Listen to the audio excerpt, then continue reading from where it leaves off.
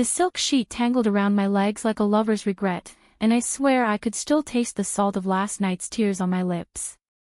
But it wasn't my tears. Daniela's head was buried in the crook of my neck, her breath warm and steady against my collarbone, as if we'd been sharing secrets in the dark for years. "Mel," she whispered, her voice cracking like thunder over the Mediterranean, "I think I'm falling for you, and it terrifies me." I froze, my heart slamming against my ribs like it was trying to escape a cage I'd built long ago. Barcelona's morning light filtered through the cracked shutters of our tiny Gracia apartment, painting golden stripes across the rumpled bed where Daniela, straight as a ruler Daniela, with her endless parade of charming Spanish boys and her laugh that could disarm a room, had somehow ended up curled against me. We'd crashed late after too many glasses of vermouth at that hole-in-the-wall bar on Cara Verde, spilling stories about home like we were the only two Americans left in Catalonia. But this was no hangover haze. Her arm draped over my waist, fingers splayed possessively on my hip, felt like the universe cracking open a door I'd bolted shut. 2 weeks earlier, I'd arrived in this sun-soaked chaos of a city on a whim, a semester abroad to outrun the wreckage of my last breakup back in Seattle. Portland rain had drowned my ex's apologies, but nothing could wash away the ache of loving someone who loved the idea of me more than the reality. I was 25, out and proud since high school, but weary of the chase. Barcelona promised reinvention, Gaudi's whimsical spires, the salty tang of paella on La Rambla, the anonymity of a place where no one knew my scars. The university housing office paired me with Daniela Reyes, a 24-year-old firecracker from Miami, studying art history on her parents' dime. "Roomies for the win," she'd texted, attaching a selfie of her grinning under a palm tree, all sun-kissed skin and effortless curves that made my stomach flip in ways I tried to ignore. Our first night, she dragged me to a flamenco show in the Barri Gothic, her dark waves bouncing as she clapped to the rhythm, eyes alight like she'd swallowed the stars. "Loosen up, Mel. Life's too short for brooding," she teased, linking her arm through mine. I laughed it off, chalking up the spark to sangria and jet lag. She was straight, after all, her Instagram a gallery of beach volleyball with frat boys and sunset kisses with tan surfers. But there were moments, the way she'd linger over my sketches, her fingers brushing mine as she flipped through my notebook, the late-night confessions about her abuela's old-world expectations back home, how she felt trapped between her wild heart and the family rosary.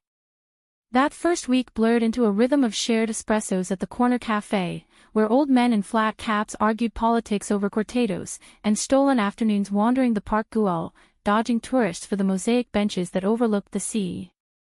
Daniela had this way of making the ordinary electric, turning a grocery run into an adventure, haggling over figs at La Boqueria with a wink and a phrasebook massacre. "Say it with me, mas barato, por favor," she'd coach, her laughter bubbling like kava. I'd catch myself staring, memorizing the freckles across her nose, the way her hazel eyes crinkled when she smiled. It was harmless, I told myself. A crush on a straight girl was like loving a sunset, beautiful, fleeting, no strings. But strings were weaving themselves anyway. One rainy Tuesday, we hunkered down with Netflix and a pot of arroz con pollo I'd botched from a recipe app.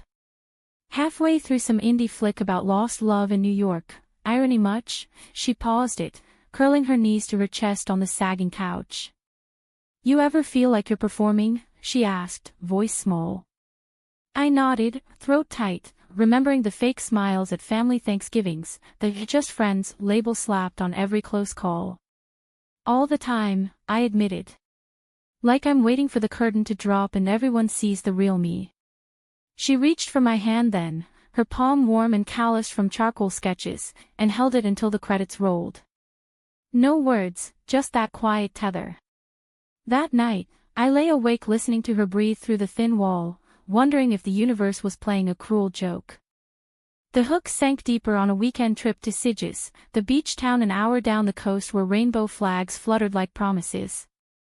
Daniela insisted, pride vibes, even off-season.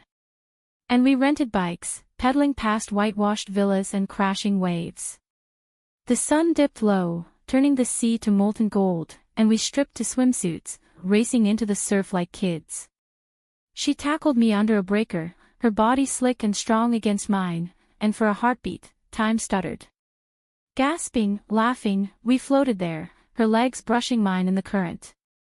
"You're my favorite person here," she said, treading water, her face inches from mine.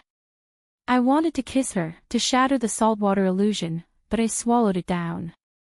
Straight girls don't drown in questions like that. Back in the apartment that night, buzzed on local wine and the high of the day, she cornered me in the kitchen. "Melanie, why do you look at me like that?" Her cheeks flushed, not from the alcohol. I stammered something about the light, the city, anything but the truth clawing up my chest. She stepped closer, the air thick with unspoken electricity. "Like you see me. Really see me." And then she kissed my cheek, soft, lingering, a brush of lips that lingered like a brand. "Good night," she murmured, fleeing to her room. I touched the spot, burning, and whispered to the empty fridge, "What the hell are you doing to me?"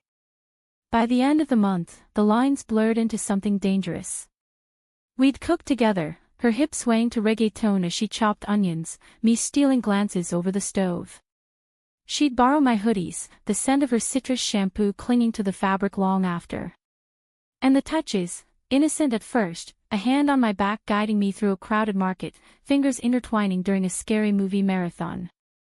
But doubt gnawed at me. Was this curiosity or cruelty? I'd seen it before, straight friends flirting with the edge, dipping a toe in the queer pool before scampering back to safety. Barcelona's freedom felt like a mirage, the city's pulse mocking my guarded heart. Then came Alex.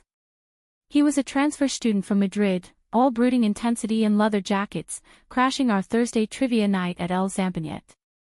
Daniela lit up like gaudy-esque lanterns, her laughter sharper, flirtier. "He's got that tortured artist thing," she confided later, twirling a lock of hair. Jealousy twisted in my gut, ugly and unbidden. I excused myself early, wandering the labyrinthine alleys alone, the echo of flamenco guitars from a nearby taberna underscoring my solitude. Why did it hurt so much? She wasn't mine to lose. The next morning, over churros dipped in thick chocolate, she apologized. "I didn't mean to ditch you. Alex is fun, but you're home base." Her eyes pleaded, and I forgave her because that's what you do when you're half in love already. We spent the day at the Picasso Museum, her head on my shoulder as we studied the Blue Period sketches. "Art's like love," she said softly. "Messy, raw, full of shadows." I squeezed her hand, the museum's hush wrapping around us like a secret. But shadows lengthened. Daniela's calls home grew tense, her mother's voice tinny through the speaker, probing about suitable boys and future plans. "She's old-school Cuban," Daniela explained, slumping against the balcony railing, the city sprawl glittering below. "Marriage, grandkids, the whole script. I love her, but..." She trailed off, and I wrapped my arms around her from behind, chin on her shoulder. "You don't have to follow anyone else's map." She leaned into me, a sigh escaping like a prayer. That vulnerability cracked her open. Over the following weeks, confessions spilled like wine from an overturned glass. She'd dated guys since high school, chasing the normal her family prescribed, but it always felt scripted, hollow. "With you, it's different. Easy. Like breathing." We talk until dawn on the fire escape, stars winking over the Sagrada Familia spires, her hand finding mine in the dark. One night, after a particularly brutal call from Miami, she broke down, sobbing into my lap. I stroked her hair, murmuring nonsense about strength and stars, until she looked up, eyes red-rimmed and searching. "Kiss me, Mel. Please." The world tilted. Her lips were tentative, tasting of salt and sangria, but they deepened with a hunger that mirrored my own. We kissed there on the worn rug, hands exploring with a reverence that bordered on worship, fingers tracing collarbones, palms cupping faces, breaths mingling in the quiet. It wasn't fire, it was a slow burn, embers kindling into something profound. We pulled back, foreheads pressed, and she whispered, "I'm scared, but I want this. Us." From there, it bloomed. Stolen moments in hidden courtyards, where bougainvillea cascaded like confetti, lazy Sundays in bed with books and coffee, her reading poetry aloud in her lilting accent. Barcelona became our canvas, picnics on Montjuic Hill, watching paragliders soar, midnight swims at Barceloneta, the moon silvering the waves. She called me luz, my light, and I believed her. For the first time, love felt like home, not a battlefield. But paradise has fault lines.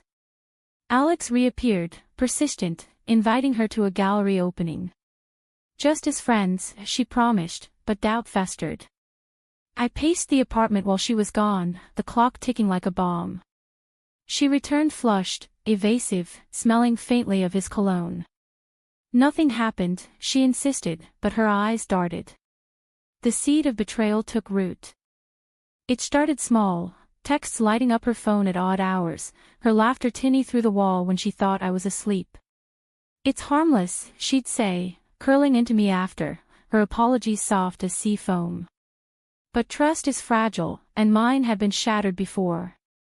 Back in Seattle, my ex had sworn fidelity while scrolling through Grindr, the lies piling up like autumn leaves. I confronted Daniela one evening in the kitchen, the sizzle of garlic in olive oil underscoring my words. "If you're questioning, that's okay. But don't string me along." Her face crumpled, tears carving tracks down her cheeks. "I'm not.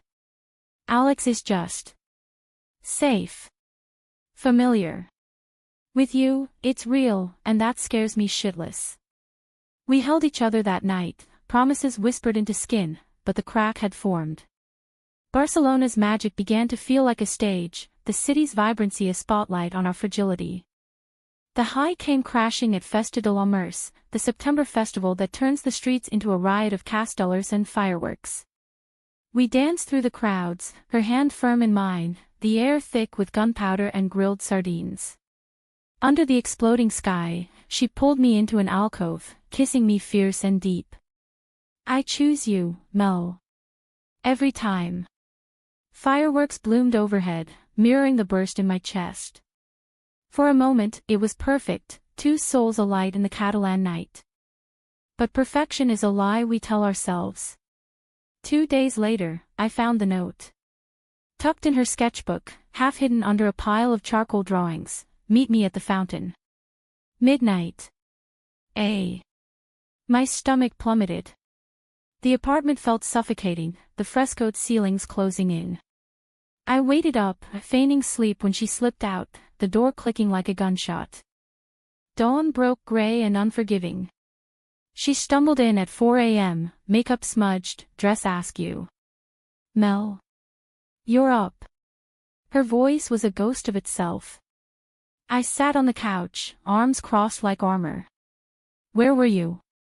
The question hung, heavy as the humidity. She collapsed beside me, head in hands. I went to see Alex.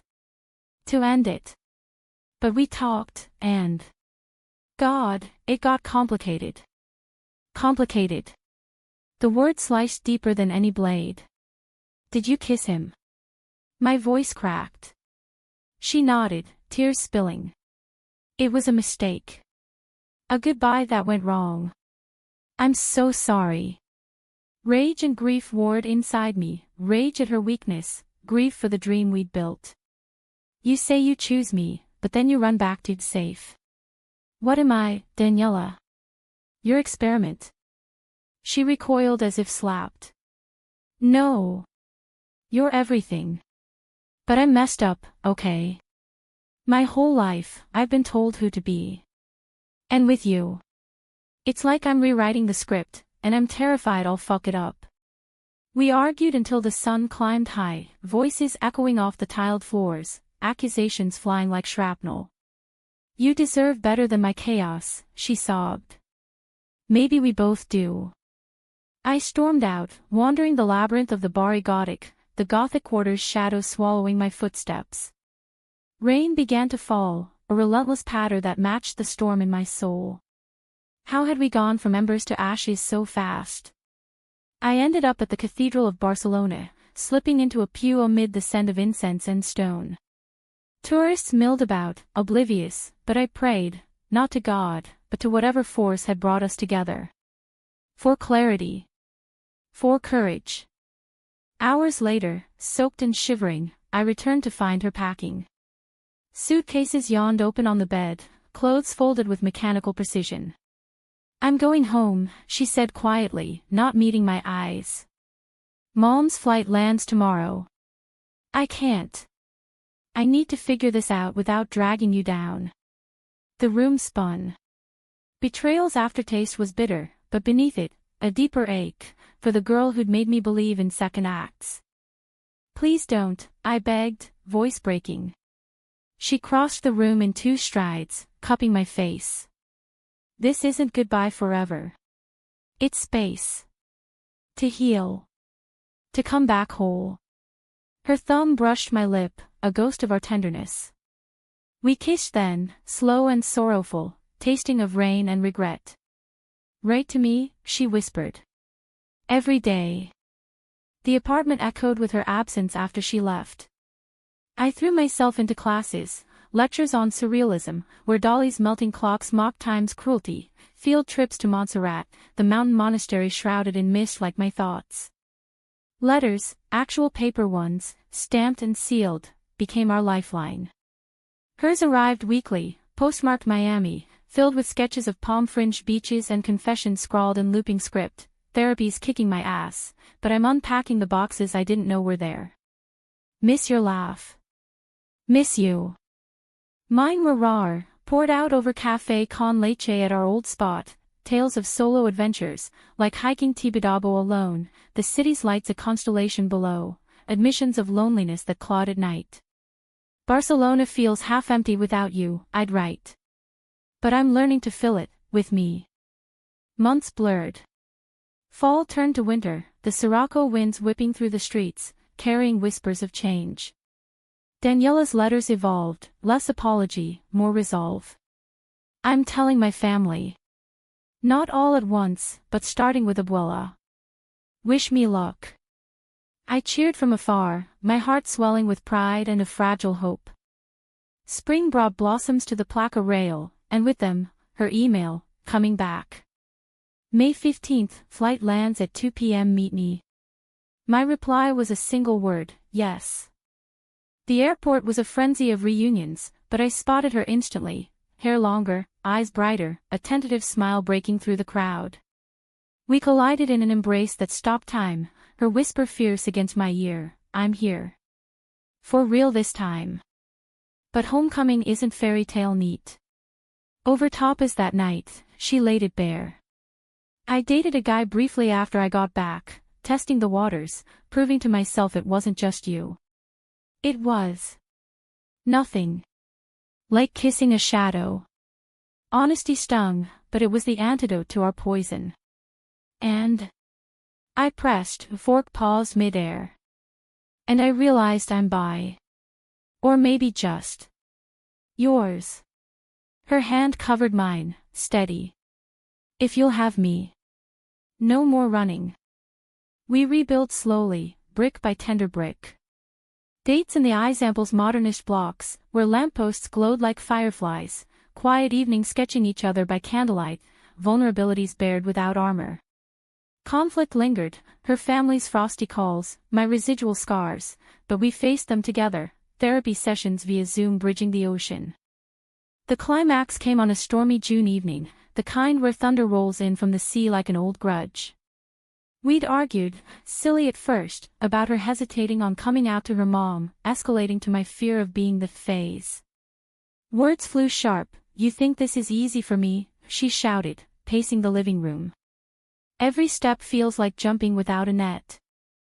I grabbed her arm, pulling her to the balcony as rain lashed the railing. "Then jump with me." Lightning cracked, illuminating her face, raw, beautiful, terrified.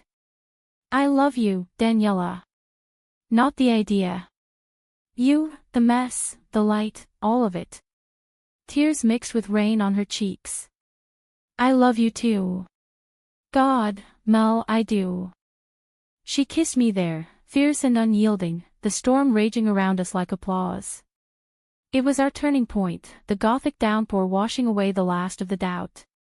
In that moment, under Barcelona's furious sky, we chose each other, not despite the chaos, but because of it. Summer unfurled like a promise kept, the city pulsing with heat and possibility. We traveled, day trips to Cadaqués, where Dolly's whitewashed house perched like a dream on the cliffs, and we skinny dipped in coves at midnight, the water cool against sun-warmed skin. No rush, no labels pressed like hot irons, just us, learning the language of each other's silences and sighs. Daniela's sketches filled our walls, portraits of me laughing at a street performer, abstracts of our intertwined hands against the Sagrada's honeycomb towers. "You're my muse," she'd say, smudging charcoal on my nose. I'd retaliate with tickles, collapsing into laughter that echoed through the apartment like music. Yet humanity's quiet dramas threaded through, her mother's hesitant acceptance during a video call, the older woman's eyes softening as Daniela spoke of the woman who makes me whole. "Bring her home someday, Mija," she conceded, a bridge built from fragile words. My own family, scattered across the Pacific Northwest, sent care packages of Seattle chocolates and pride pins, their support a steady hum. "We're proud of your brave heart," Mom wrote. In those exchanges, love felt expansive, not possessive, a web connecting coasts and cultures. Autumn whispered in with amber leaves skittering across the Rambla, and with it, a new rhythm. Daniela deferred her return to Miami, enrolling in a local atelier. I extended my visa, committing to a master's in urban design. Our life wove into the city's fabric, volunteering at a queer youth center in Pobl SEC, where wide-eyed teens shared stories under rainbow banners, reminding us of our own stumbles. "You too give me hope," one girl said, and Daniela squeezed my hand, her eyes shining with that fierce tenderness. Not every day was symphonic. There were nights when old ghosts visited, her doubting the permanence, me flinching at vulnerability. Once, after a gallery show where an ex-flame cornered her with honeyed regrets, we fought in hushed tones on the metro, the train's rattle underscoring our fears. "Am I enough?" I whispered. She pulled me close, heedless of staring passengers. "You're everything. Let's not borrow trouble from tomorrow." We learned grace in the grit, apologies over horchata at dawn markets, forgiveness sealed with forehead kisses. Barcelona, with its layered history of conquest and rebirth, mirrored us, scarred yet soaring, a testament to resilience. As winter approached, we planned a road trip along the Costa Brava, chasing hidden beaches and forgotten villages. On a cliffside path near Tossa de Mar, with the sea crashing below like a heartbeat, Daniela stopped, wind whipping her scarf. "Marry me?" she asked, not with a ring but a braided bracelet of sea glass and wire, crafted from our beachcombing treasures. "Not today, not legally, whatever that means here. But someday. Promise me someday." Tears blurred the horizon. "Yes," I breathed, slipping it onto her wrist. 1,000 somedays. We stood there, arms entwined, the world vast and welcoming. No grand gestures, just the profound simplicity of two women claiming their story. Back in the city, life settled into a gentle cadence. We hosted Thanksgivings with adopted expat friends, turkey roasted with Catalan twists, stories swapped around a table groaning under Pa amb tomàquet. Daniela's abuela sent a package, empanadas and a letter in spidery script. Love finds its way, like the river to the sea. Human connections, I realized, aren't about perfection but persistence, the quiet choice to show up, day after flawed day. One crisp December morning, as snow dusted the Pyrenees visible from our window, I woke to her humming an old Cuban lullaby, sunlight gilding her profile. No dramatic awakenings this time, just the soft certainty of her hand in mine. We'd come from that tangled sheet shock, through betrayals and breakthroughs, to this, a love human and hard one, laced with the salt of the sea and the spice of second chances. Barcelona had given us its wild heart, but we'd given each other ours.